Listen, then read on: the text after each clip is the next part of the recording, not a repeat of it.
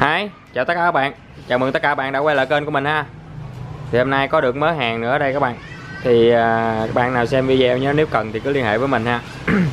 Cái lô hàng qua hình như mình còn 2 cây bào đó các bạn. Thì bạn nào cần thì cứ liên hệ ha.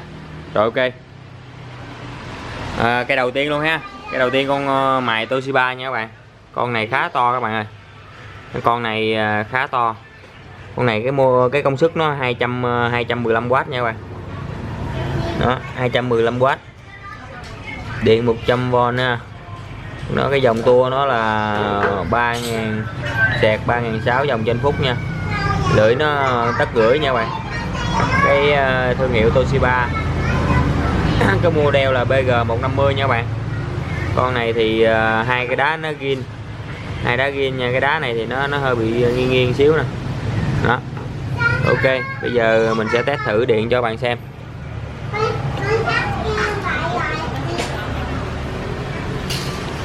Gỡ ra ghim điện vô.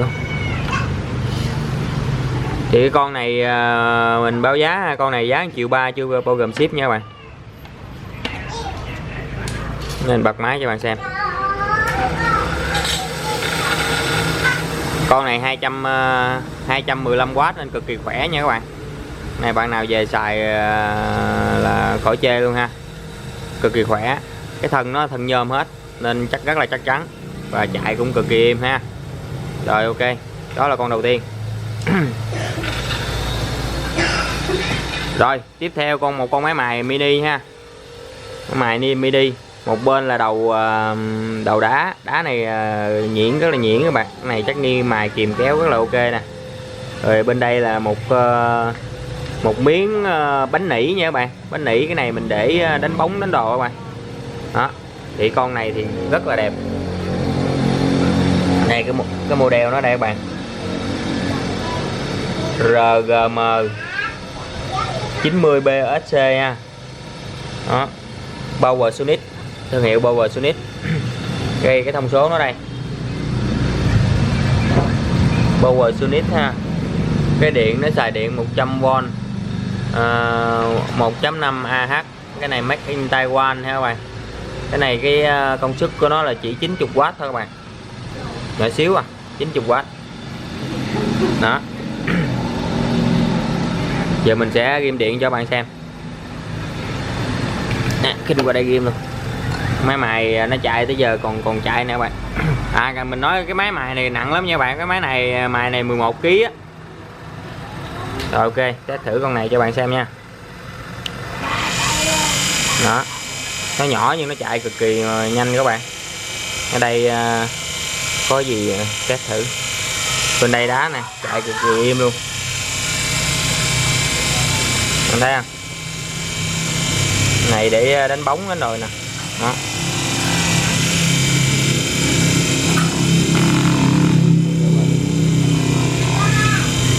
Đó. Nha. Thì con này giá bán 700k nha các bạn. Đó. 700k cho con này nha. Đó, tắt nó đứng liền luôn. Con Toshiba nãy giờ nó chưa đứng luôn các bạn. Ghê thiệt. Ok, đó là con thứ hai. Rồi, con thứ ba là con gì đây? Con máy cưa Ryobi nha các bạn. Con này khá đẹp các bạn ơi. Rất là mới luôn. Chạy cũng rất là im luôn. Coi cái thông số nó nè. Cái model của nó là CS 3000 nha các bạn. Điện 100V 750W. 3000 vòng 300. Cái 300ml là gì ta? 6.3 m 300ml. Cái lưỡi cái lưỡi 6 tấc hả? Đầu dữ vậy. Đầu để mình coi đo cái lam này bao nhiêu. Cái lam này chắc 3,5 tấc các bạn. Cái lam này từ đầu ngoài vô 3 tấc rồi các bạn. Lam 3 tấc. Nói chung là này để mình cắt ở nhà, mua về nhà rảnh cắt củi cũng được nha các bạn. Cắt kiển, cắt cây rồi đó. Điện 100V nha các bạn. Test thử cho bạn xem nè.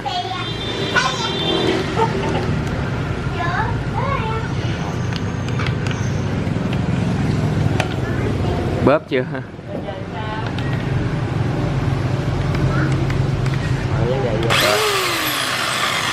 Không ăn điện. Ghim qua ổ bên kia.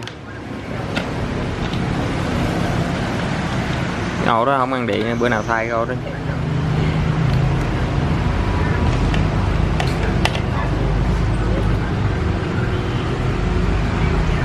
Làm mất thời gian của mọi người quá.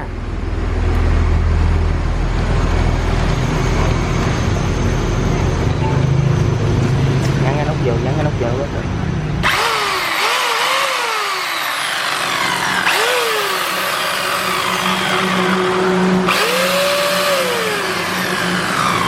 Con này rất là im các bạn, rất là đã luôn. Cái chui điện nó không ăn, chui điện nó không ăn.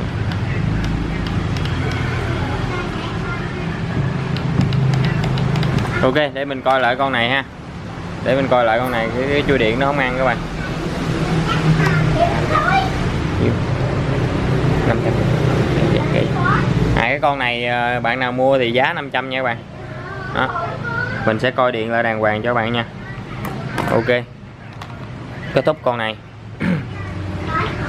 Rồi tiếp theo là con Hitachi. Nhớt văng tùm lum. Rút vào đi, rút đi. Rồi tiếp theo là con Hitachi nha. Con này thì mới về chưa vệ sinh kỹ nên nó cũng còn dơ lắm nhưng mà đẹp các bạn. Model đây 1550W nha các bạn. Nó lưỡi nó 160 nha các bạn. Đó, khá là đẹp, rất là gọn. Con này đẹp lắm các bạn. Ở dưới nè, cái đế dưới cực kỳ đẹp luôn, mới chát luôn ha. Con này thì mình bán với giá 750 nha các bạn, để test thử cho bạn xem. Máy thắng đầy đủ nha. Nghiêng qua đây, xoay qua đây cho bạn xem. Đèn thắng đầy đủ.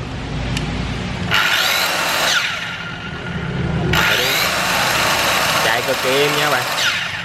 Đó, thắng đầy đủ.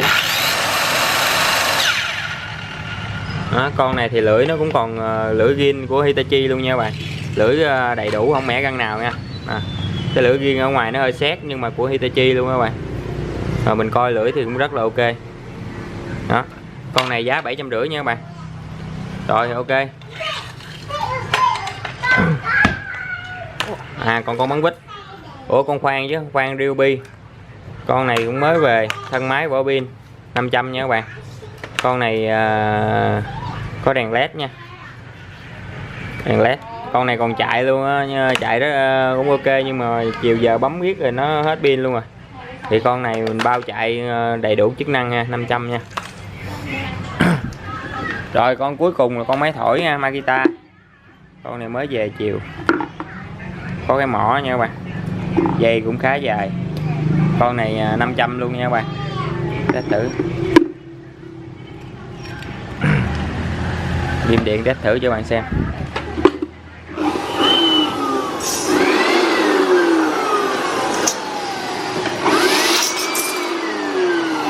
Khá mạnh đấy các bạn.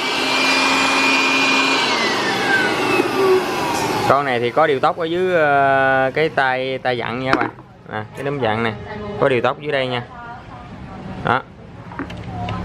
Rồi con này giá 500 nha bạn. Rồi hôm nay được nhiêu đó các bạn. Thì bạn nào cần gì thì cứ liên hệ với mình nha. Số điện thoại mình là 0908875468. Các bạn xem video nhớ like subscribe kênh nha các bạn. Rồi cảm ơn, chào tạm biệt các bạn.